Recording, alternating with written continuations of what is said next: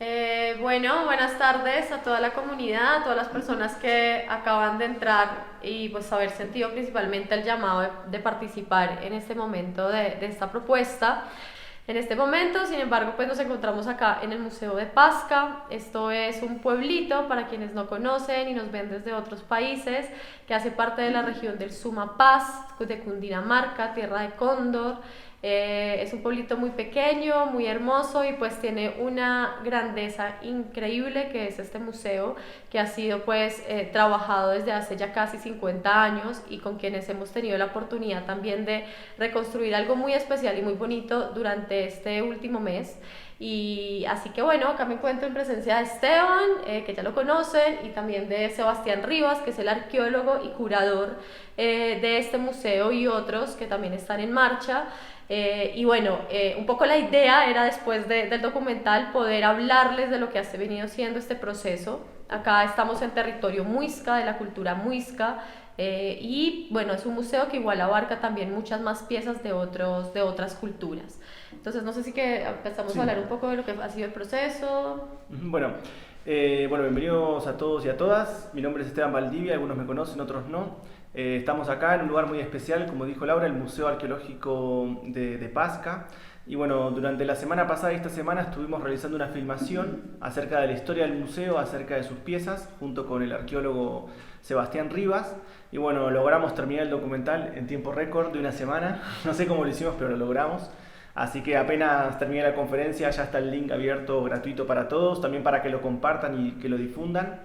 Y bueno, lo importante de este documental, yo creo que lo que logramos hacer es captar la esencia de un museo de sitio, de un museo, digamos, que no está en las capitales, que es algo que a mí me súper interesa porque, bueno, en mi caso, y yo me imagino que muchos otros que hemos viajado por otros países, siempre en las capitales está toda la arqueología, ¿no? Siempre la arqueología se concentra en la capital, sea, bueno, en el caso de Perú en Lima, Ecuador en Quito, mismo acá en Colombia, en lo que es la ciudad de la capital de Bogotá.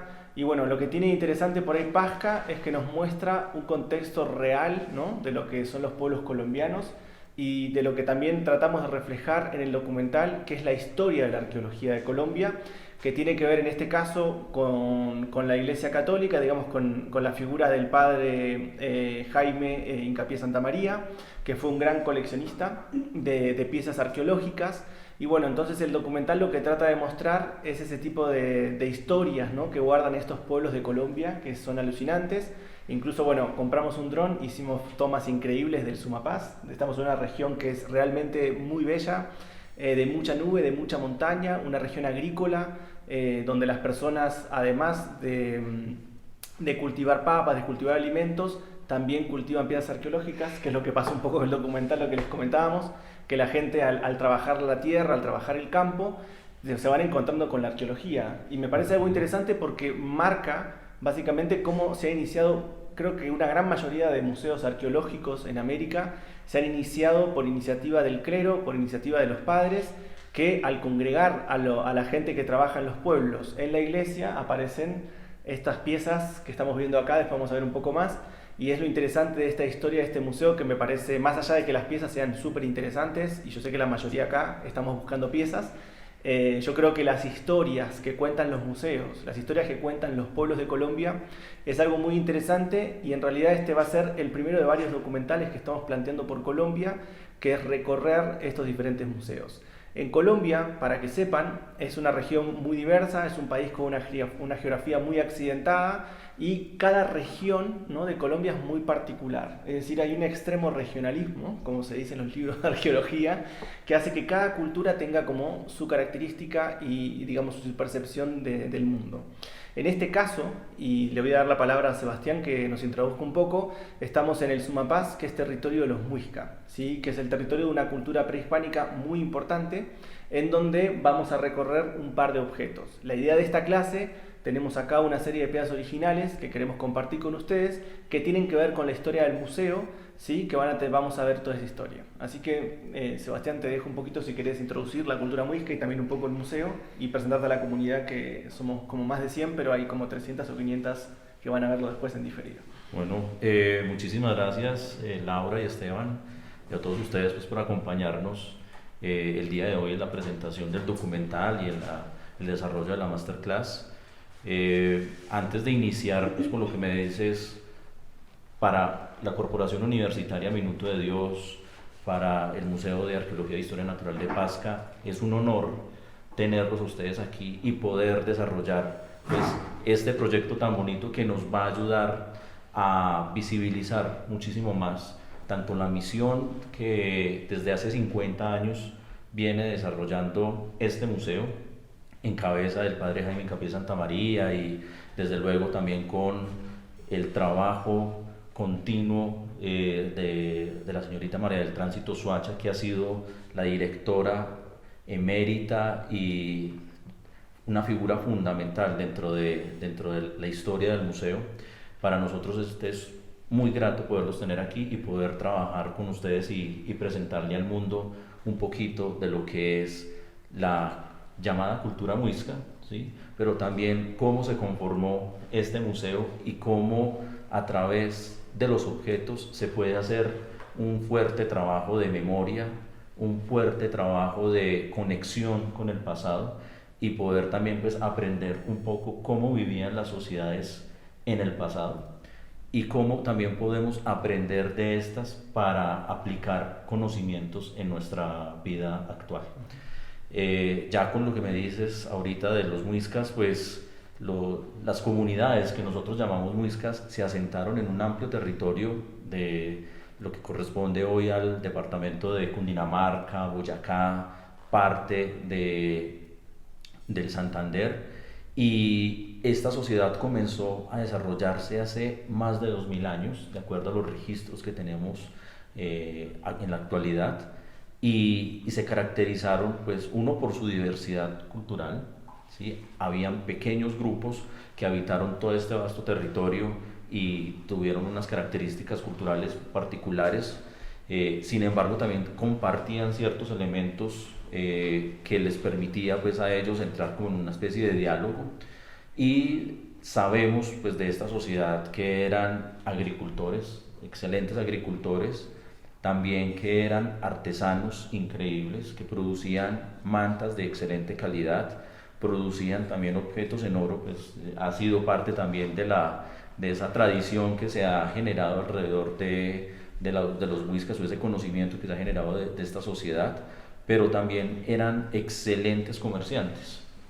Y a través de la arqueología, a través del análisis de estos objetos arqueológicos, nosotros vamos rastreando cómo es que estas sociedades vivían, cómo es que se desarrollaron estos pueblos y finalmente también cómo es que lograron permear también a otras comunidades con las que ellos entraban en constante intercambio de productos y de ideas.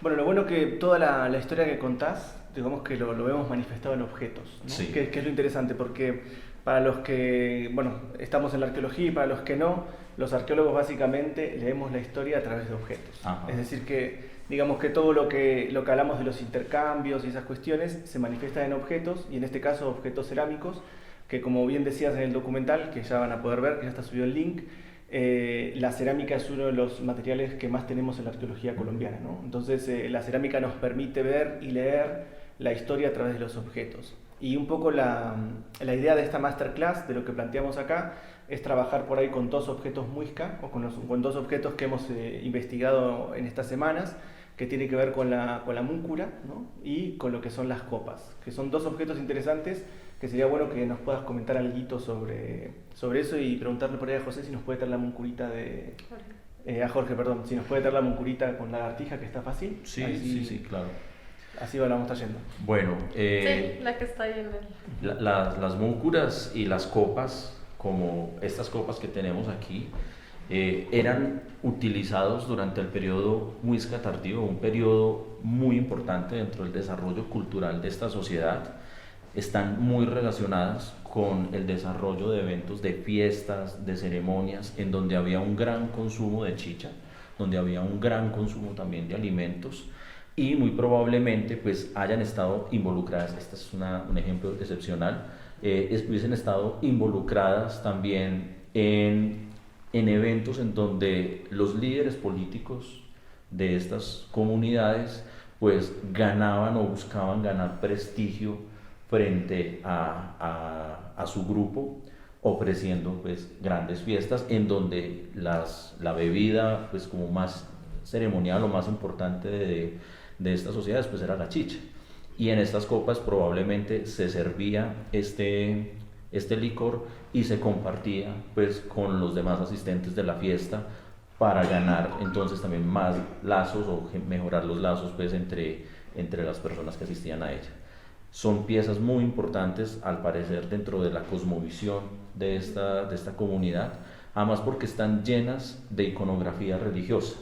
Y como lo vamos a ver ahorita en la múcura, también no solamente hay iconografía religiosa, sino al parecer una propaganda política en donde el líder de la fiesta, gracias Jorge, en donde el líder de la fiesta compartía no solamente la chicha, sino también conocimientos, compartía también una sabiduría pues, que había ido almacenando o obteniendo de generación en generación. Sabemos que los líderes muiscas se preparaban para ser líderes. Había una fuerte competencia al parecer entre ciertos individuos de una misma época para alcanzar el liderazgo, pero eran personas que se preparaban para poderlo hacer. Claro. No era cualquiera, pero sí se podía transformar rápidamente la figura política de una comunidad si otra de esas personas que se había preparado para ser cacique lo podía hacer, y la fiesta era uno de los momentos importantes para ellos. Así que podemos retomar con la pregunta que te habían hecho de por qué se sabe que eran vasijas para eso. Bueno, a través de muchísimas investigaciones arqueológicas que se han llevado a cabo en esta zona del país desde hace más de 70 años, pues se han venido identificando este tipo de objetos. En las excavaciones más recientes, pues también se han identificado, se han encontrado, sobre todo en contextos funerarios, que también nos indica que este tipo de piezas eran depositadas en las tumbas como parte de las ofrendas o ajuares funerarios que iban a acompañar a estas personas en el viaje pues a otro mundo, a otra existencia. También sabemos que eran utilizadas para el consumo de la chicha, porque en las crónicas del siglo XVI se describe repetidas veces el desarrollo de estos encuentros festivos que tenían lugar en diferentes lugares y que hacía parte también de esas actividades de la vida religiosa, de la vida ritual o de la vida espiritual de estas comunidades, en donde los caciques también pues no solamente ganaban prestigio, sino también que podían en muchos casos empezar a generar nuevas redes de intercambio o afianzar las redes de intercambio comercial que tenían con otras poblaciones, tanto de la sabana de Bogotá, o sea, del territorio habitado o ocupado por los muiscas, como con otras zonas del país en donde otras poblaciones también interactuaban muy fluidamente o constantemente con ellos. Sí, ahí me gustaría de pronto sumarle, Sebas, ahí a lo que estás contando, y es que también es importante reconocer que la chicha fue una bebida fundamental para el pueblo muisca y para muchos otros pueblos también alrededor de Colombia y de los Andes, y que fue vista también como una bebida de festividad, pero también completamente ritual. ¿Sí? Y en la cerámica precolombina podemos darnos cuenta que todas aquellas piezas que son alusivas a la ritualidad también tienen estéticamente y en su construcción cosas muy específicas en cuanto a la cosmovisión y a la importancia que tenía la línea de pensamiento de ese momento, ¿sí? Entonces no es lo mismo tomar chicha en una vasija tal vez entre todos sencilla, a tomar chicha como bebida importante en una vasija que, como ustedes pueden ver acá, aquí voy a acercar un poquito, ¿sí? Son copas que tienen un alto contenido simbólico, ¿sí? Que tienen también todo un trabajo en engobe, en bruñido, en pulimiento. Entonces, y aquí pues también ni hablar lo que son las múcuras. Las múcuras también tienen unas formas y unos prototipos bastante especial, ¿sí? En donde definitivamente pues esto ya son interpretaciones, ¿no? Que de alguna otra manera se puede sacar, pero que de que se contenía algo relevante e importante en este tipo de recipientes, sí, lo era. Y pues la chicha fue una de las bebidas más importantes a nivel social, pero también espiritual para la comunidad muisca. Sí, es importante lo que nombrás también, el tema de la ritualidad de la cerámica. que es un poco lo que estuvimos charlando un poco, que es una temática controversial pero interesante, que es el tema de lo que es la cerámica ritual y la cerámica cotidiana. Y yo pienso que acá, y un poco lo que vamos a ver en esta masterclass, que vamos a empezar a meternos a poquito en el tema, que tiene que ver con las copas, ¿no? Sí. Digamos, con los objetos que permiten contener líquido y también tomarlos. Y ahí empezamos a ver un poco en lo que es la artesanía o lo que son estos diseños de la cerámica cotidiana ritual, y empezamos a notar que lo que son objetos rituales tienen una gran manufactura y una gran ornamentación, ¿no? Empezamos a notar, y es lo lindo de por ahí esta masterclass, que vamos a ver copas de por ahí 4 o 5 culturas distintas, y vamos a comenzar a ver que empezamos a encontrar, que es lo que nos interesa en la arqueología, a veces encontramos diferencias, pero empezamos a encontrar similitudes. Es decir, encontramos copas, ¿no? Que hay desde lo que es Nariño hasta Tayrona, en la zona de Cundinamarca, de norte a sur, de este a oeste, vamos a encontrar el uso de copa, no solamente como un objeto cotidiano, sino también como un objeto ritual.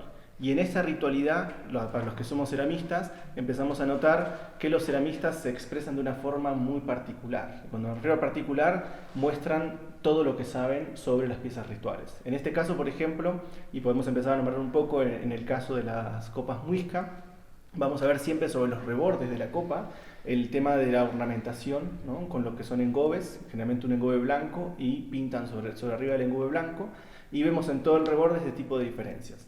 Ahora, lo interesante de acá, que tenemos que tomar en cuenta, es que Colombia, al ser un territorio de muchas culturas diferentes, lo interesante es que las copas nos permiten encontrar lugares y similitudes entre todas las culturas. Así como en un futuro vamos a trabajar sobre los instrumentos musicales, que también nos permite ver esas continuidades, yo creo que en un territorio que cada cultura fue muy distinta y es un lugar muy diverso, este tipo de objetos nos permite encontrar como líneas en común para ir viendo similitudes, ¿no? O costumbres que se fueron transmitiendo con el conocimiento cerámico a través de diferentes culturas acá en Colombia.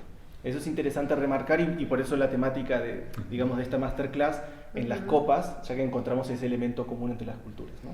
Yo creo que es muy interesante lo que Esteban está contando, porque también nos preguntamos qué hace de la cerámica ritual y qué hace de la cerámica no ritual, ¿no? Y un poco nuestra investigación o nuestro proceso, tanto Esteban con los sonidos y yo con los recipientes rituales, justamente es buscar la particularidad que tienen estas piezas en relación a otras que de pronto fueron utilizadas para cocinar alimentos, que tenían otro tipo de estética, otro tipo de forma, de prototipo.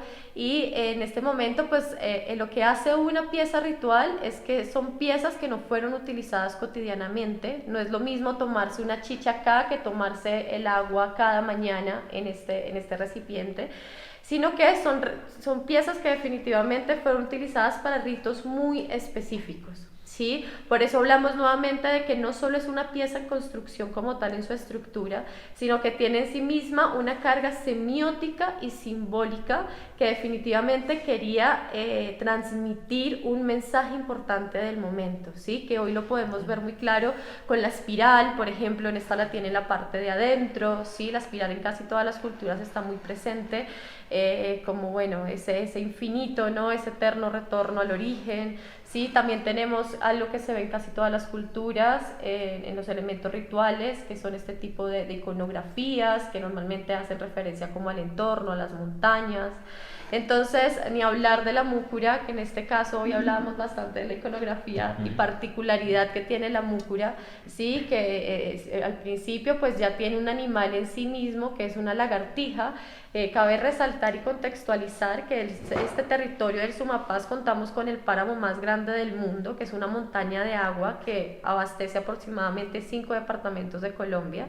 Sí, es una riqueza hídrica tremenda, y también fue templo sagrado de la cultura muisca, de pagamento, de ir a las lagunas, y la lagartija es uno de los animales emblemáticos de esta cultura. Entonces también es ver cómo había esa expresión desde los elementos sagrados del contexto, en este caso la lagartija como fertilidad, también como ese elemento desde la visión del agua, importante plasmarla en las piezas arqueológicas, al igual que los trazos y las líneas que tienen las iconografías. Entonces, lo que es muy interesante de la cerámica ritual y la cerámica precolombina es que a través de su simbología y su semiótica se puede sacar reflexiones. Digamos que no es una verdad absoluta, pero sí podemos empezar a entrar en una reflexión, en un análisis muy cercano con la línea del sentipensamiento del momento. Sí, no sé, Sebastián, ¿tú qué opinas de esto en el caso de la separación de lo ritual, lo cotidiano, y pues sobre todo en estos elementos chicheros, que es un alimento, pero también una bebida ceremonial espiritual para esta cultura? Sí, no, yo estoy totalmente de acuerdo. Había cerámica utilizada especialmente para la celebración de fiestas, de ceremonias. También había cerámica usada para el consumo de los alimentos en la vida cotidiana o en la no ritual, por ejemplo.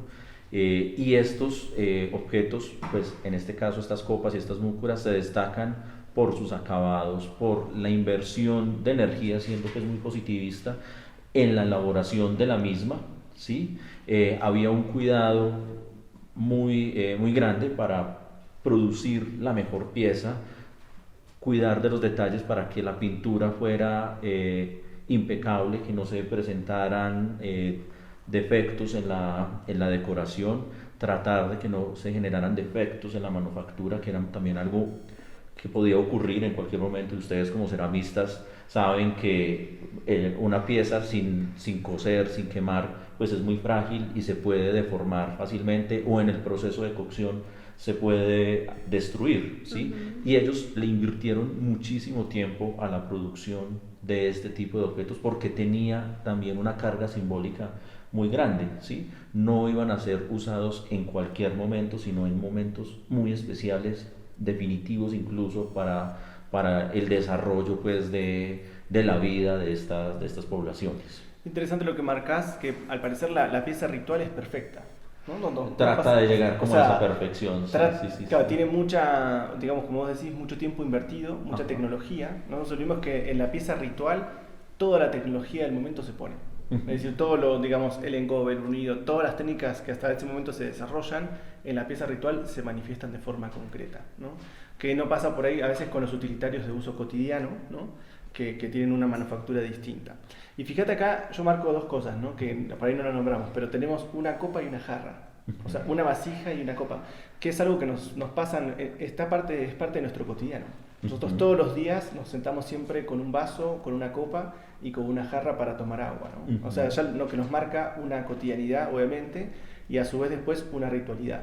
Y en esa ritualidad empezamos a ver estos objetos tan característicos, pero a mí yo marco eso, ¿no? Que es como que de lo cotidiano sale lo ritual. Uno le ofrenda a los dioses la cotidianidad sagrada. Es decir, uno sacraliza la cotidianidad y ahí es donde aparece lo que es lo ritual, que se utiliza para estas cosas. Así que bueno, hoy estamos Lestia y también molestamos al curador y arqueólogo del museo porque realmente nos importaba mucho poder mostrarles y expresarles también las similitudes entre las culturas.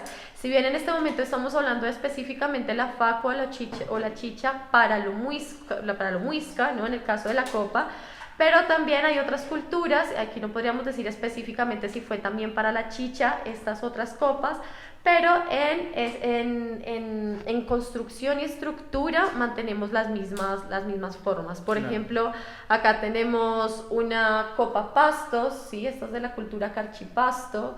Acá podemos ver en su simbología el sol pastos, es bien especial porque esta traduce lo que ha sido simbólicamente este territorio, que es al sur de Colombia. Acá tenemos otra también de la cultura nariño, carchipasto, se reconoce. Aquí, por ejemplo, también vemos un detalle de engobe bien especial, ¿sí? bien importante. Pero también otra de las características que podemos nombrar es que las copas, como las vemos en este caso en Pasto y algunas muiscas, ¿no? O ¿cómo se llama esta cultura? Guane. Los guane, ornamentan hacia adentro. Es decir, donde se contiene el líquido está la figura. Sí. Y nosotros sabemos por lo general que el agua tiende a modificar la imagen. Es muy interesante ver esas relaciones y que no se concentra o que no se observa únicamente en un solo grupo cultural, sino que casi que atraviesa una gran zona geográfica en donde habitaron diferentes sociedades. Para mí también es muy interesante que este tipo de recipientes tuvieron un auge durante la época tardía, o sea, previo a la llegada de los españoles. Entonces, como arqueólogo, yo identifico este tipo de objetos también como elementos de prestigio, en donde las personas o los grupos que tenían ciertas prerrogativas dentro de las comunidades o ciertas posiciones sociales, pues ostentaban también su poder a través de este tipo de recipientes que eran cuidados, que eran supremamente valorados, porque no se producían en grandes cantidades como uno a veces cree, y que muy probablemente podían pasar de generación en generación. Por aquí tenemos una pieza quimbaya de la zona del Cauca Medio que exhibe unos orificios que nos muestran cómo fue reparada la pieza cuando se fracturó. Entonces, el valor simbólico que tenían estos objetos, estos recipientes, pues era grandísimo, y eso obligaba a sus poseedores pues repararla para poderla seguir utilizando y poderla seguir incluso mostrando durante los eventos religiosos que pretendían, o los que participaban estos objetos, que tenían una vida social o una vida ritual muy importante. Sí. Fíjate ahí, ahora que ya estamos viendo ahí el tema de formatos, ¿no? Fíjense, por ejemplo, en este caso tenemos una copa de la cultura Tumaco y ya tenemos una de San Agustín. Vamos a limpiar un poquito la mesa para que claro, se vea. que son dos que salen como un poco del formato tradicional. Son copas también, pero empezamos a ver que a lo largo de la historia precolombina de la cerámica de Colombia, empezamos a ver como diferentes formatos, incluso más pequeños, medianos, ¿no? Empezamos a ver distintos formatos. Y acá esto es interesante porque tenemos muchas personas que nos están viendo que son aficionadas a la arqueología, es decir, les interesa la arqueología pero no se han dedicado a estudiar, y nosotros como arqueólogos o como escritores también de la historia precolombina, poder tener, por ejemplo, 5 o 6 copas de regiones distintas, de tiempos distintos, nos están mostrando básicamente cómo es que estos cositos se van, digamos, estas copas van cambiando sus formas. Por ejemplo, en esta de San Agustín vemos ya un formato totalmente cambiado. Vemos un mango, ¿sí?, que permite sujetarlo de una forma más ergonómica, ¿no? Si nosotros nos fijamos por ahí en las copas de los pastuzos, y algo importante es la ergonomía. Siempre cuando nosotros como humanos, porque esto lo fabricaron humanos, vamos a ver siempre lo que es la naturalidad de poder sostener las copas. Entonces, por ejemplo, si nosotros vemos una copa carchipasto, nos está pidiendo como agarrarlo con las dos manos, casi como si fuese una ofrenda, ¿no? Sin embargo, una copa, por ejemplo como la de San Agustín, nos permite agarrarlo directamente, y fíjense que el tamaño cambia porque nosotros lo podemos sujetar de una forma. Entonces la ergonomía nos da muchas informaciones, sobre cómo se agarra y también sobre la ritualidad. La gestualidad también ayuda a entender cómo eran las posiciones. Y nosotros sabemos que en América las posiciones de cómo nos sentamos, de cómo dormimos, hay una simbología muy fuerte en la gestualidad, que está desde los mayas, los aztecas, hasta Sudamérica. Encontramos que en las culturas precolombinas la ritualidad tiene que ver con una gestualidad. Hay ciertas poses, hay ciertas formas de agarrar los objetos que nos están mostrando una ritualidad específica. Si bien no sabemos, ¿no?, básicamente, por las iconografías, ¿no?, podemos ver, por ahí quizás las culturas de Colombia no tienen tanta iconografía específica, pero en otras culturas sí vemos que los recipientes sagrados de contención de líquidos tenían una ritualidad, no solamente por su forma, sino también por los líquidos que tenían. Y como los líquidos podían ser cuestiones totalmente orgánicas para vivir, también sabemos que había ciertos brebajes que tenían que ver con lo psicotrópico o con otra forma de concepción, y por eso yo pienso acá, y se los dejo a ustedes, estamos viendo para mí lo que son copas cosmogónicas. Porque, por ejemplo, en esa copa de carchipasto nosotros tenemos el sol pastuso, que es un mitograma, es un cosmograma que lo están poniendo en el lugar donde ellos van a beber. Entonces ya nos estamos dando cuenta que no es una copa simplemente para tomar agua, sino que incluso cuando nosotros bebemos, estamos viendo. Y eso es algo muy interesante, porque bebemos y nos ponemos... La copa es uno de los pocos objetos que se acerca a nuestra cara y que se acerca a una visual que nosotros estamos viendo. Entonces cuando tomamos, nuestra conciencia se pone hacia lo que estamos viendo, ¿no? Y eso lo sacás de la gestualidad. Y por eso me parece interesante tener las copas acá, porque nos permite ver que la gestualidad también te conecta. Fíjense, por ejemplo, en esta, que tiene una cruz al centro, cuando tomás, estás viendo el centro de la X y estás viendo unas personas para arriba y unas personas para abajo. En el caso del sol pastuso, lo mismo. Estás tomando y estás conectando visualmente, estás conectando con lo que es el sol pastuso, que sabemos que a nivel cosmográfico es súper importante. Las 8 direcciones, bueno, no me voy a poner a explicar porque es más largo. Seguramente cuando estemos en Pasto vamos a hablar mucho más de lo pastuso. Pero, por ejemplo, no sé qué les parece a ustedes el tema de las copas cosmogónicas, que yo siento, por ejemplo, en el caso de las muiscas, con el mito de Bachué y con el tema de las serpientes, nos está tirando, la pieza nos está hablando y nos está diciendo, no somos copas simplemente para tomar agua, sino que somos copas contenedores de un pensamiento y de un conocimiento. Totalmente. Sí, para darte la palabra, sí, por favor, Sebastián.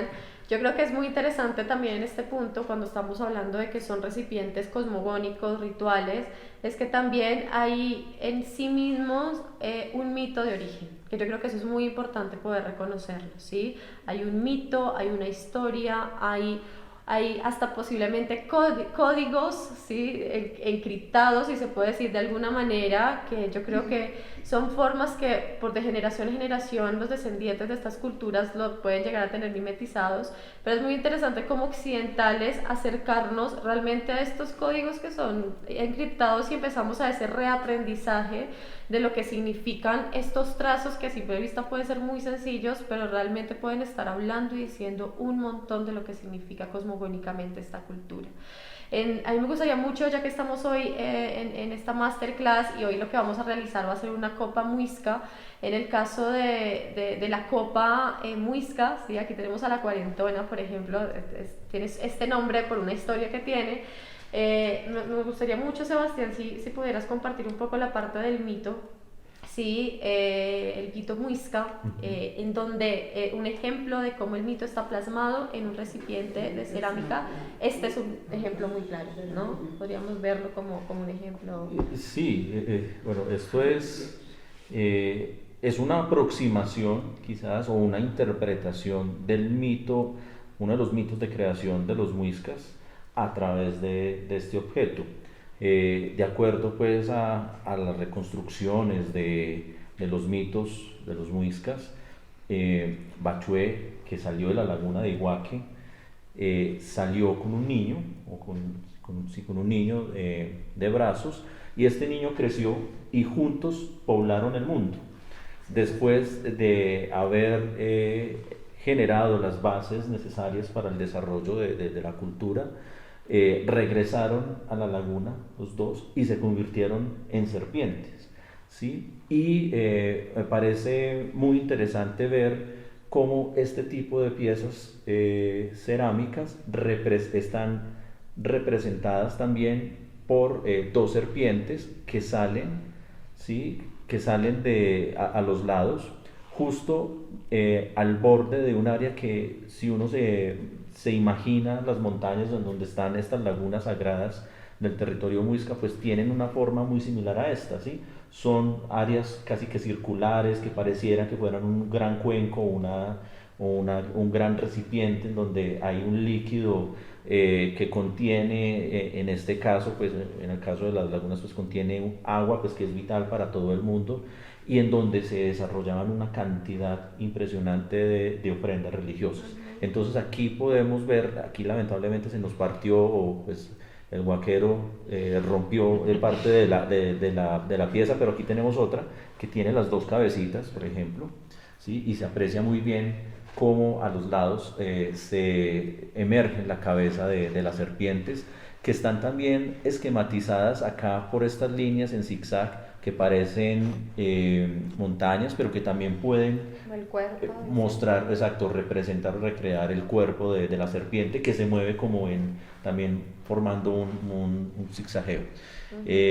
Estas copas pues están cargadas de iconografía, una iconografía sagrada que era utilizada precisamente pues también con fines políticos, creo yo, pues como arqueólogo, ¿sí? Esos códigos que eran inteligibles solamente para ellos, pues difícilmente los vamos a poder interpretar a fidelidad, pero yo creo que nos ofrece una muy buena perspectiva para aproximarnos a esas creencias que tenían estas poblaciones. Interesante lo que marcás, que también nosotros por las copas podemos leer el territorio.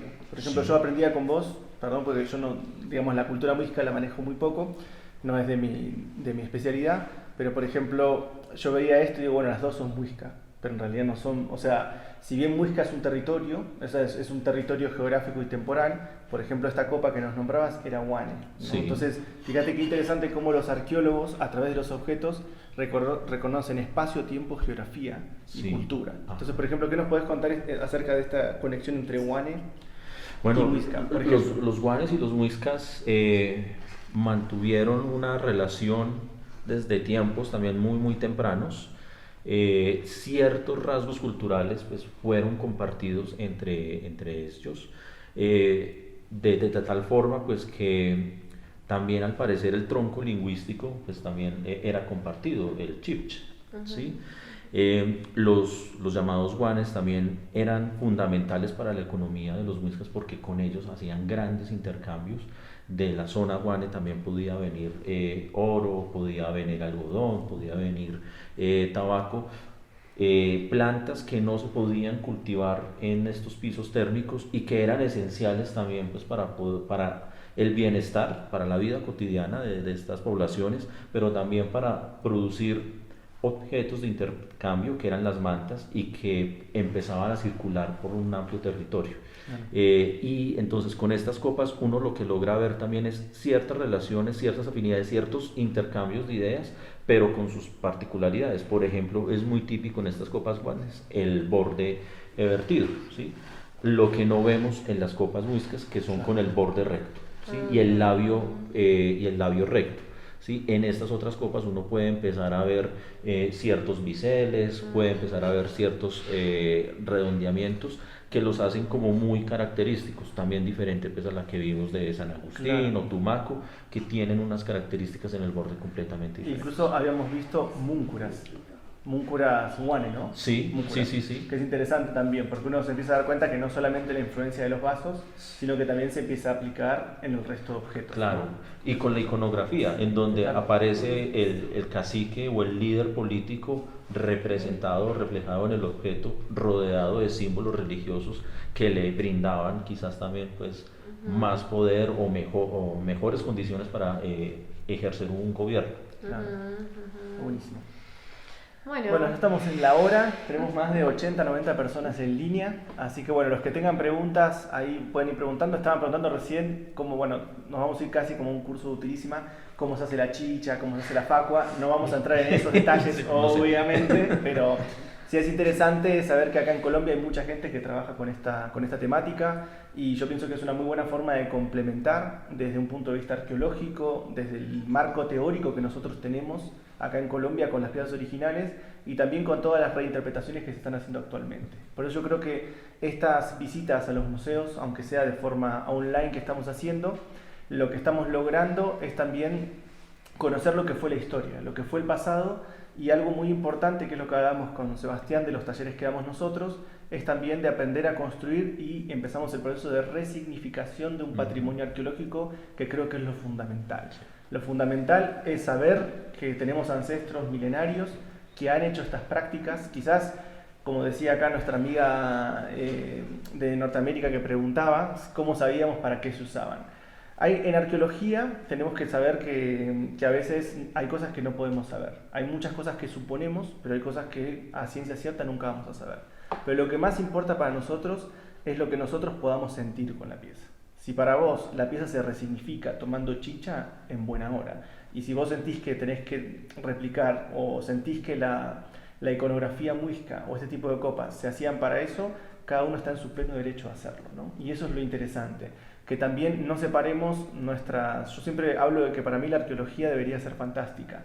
O sea, yo trabajo mucho la arqueología fantástica porque me encanta siempre suponer cómo podría haber sido el uso de un objeto antiguo.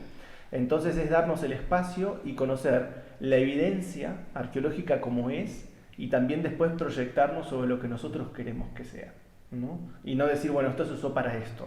Y es muy difícil. Lo que nosotros podemos decir es que nosotros hoy entendemos o resignificamos este objeto para tomar chicha o para tomar otras cosas. Y eso es lo interesante de hacer ese nexo, y por eso un poco simbólicamente abrimos las vitrinas para que también ustedes conozcan estas piezas y resignifiquen el conocimiento. Que no quede solamente como una pieza de museo guardada en una vitrina, sino que fíjense hoy que gracias al Museo Arqueológico de Pasca y a todo lo que es el servicio que está prestando la Uniminuto de gestionar estos espacios y también de permitirnos hacer estas cosas que ustedes saben que no es común. Así que les agradecemos muchísimo por esta apertura de las vitrinas, que más allá de que sea un día, es un día histórico porque estas piezas vuelven a salir y pasan a lo que es la era digital, ¿no? Que es un poco lo interesante. No solamente es abrir la vitrina, sino es abrirles a ustedes el espacio digital para que ustedes pregunten, para que sepan más de nuestras culturas y por sobre todo movilizar a los colombianos, ¿sí?, a que vengan a conocer el Museo de Pasca. Yo sé que hay muchos colombianos que están mirando ahí que nunca han venido a Pasca y que quizás tampoco sabían que había un museo arqueológico. Vengan. Entonces con este documental que hemos puesto junto con la Uniminuto y con el museo, ayúdenos a difundir el documental, que esto se conozca y que vengan a conocer un territorio como el de Pasca, que es súper interesante, es hermoso. Estamos a 1 hora del Páramo, que es otro lugar increíble, también ritual de los Muisca, unas lagunas sagradas hay ahí.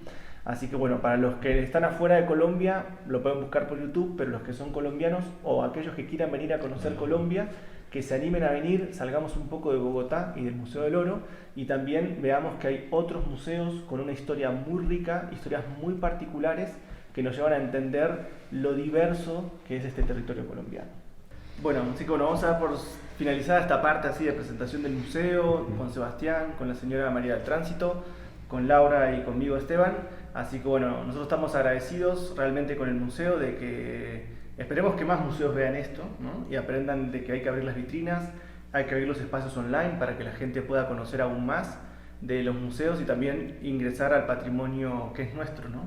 Los museos son solamente custodios, ¿no? Entonces este patrimonio también nos pertenece a nosotros y tenemos derecho de conocerlo, de saber replicarlo, de conocer más historias. Así que bueno, Sebastián, te agradecemos muchísimo y sé que atrás tuyo está Rosemary, que no la agradecimos, pero obviamente directora de Cultura y Tradición y un nombre grande, pero también una persona súper comprometida, ¿no?, con la Uniminuto y con la difusión de este patrimonio. Así que todos súper agradecidos con ustedes y con el espacio que nos han dado.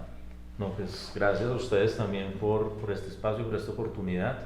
Y quisiera también aprovechar este último instante para darle las gracias al padre Diego Jaramillo Cuartas, quien es el presidente de la organización Minuto de Dios y quien es hoy por hoy un abanderado en la protección y de la valoración del patrimonio cultural y en especial del arqueológico. Y en este sentido, Uniminuto ha invertido grandes esfuerzos para la conservación de nuestro patrimonio cultural y poderlo también darlo en servicio a la sociedad. Muchas gracias. Gracias, Sebastián.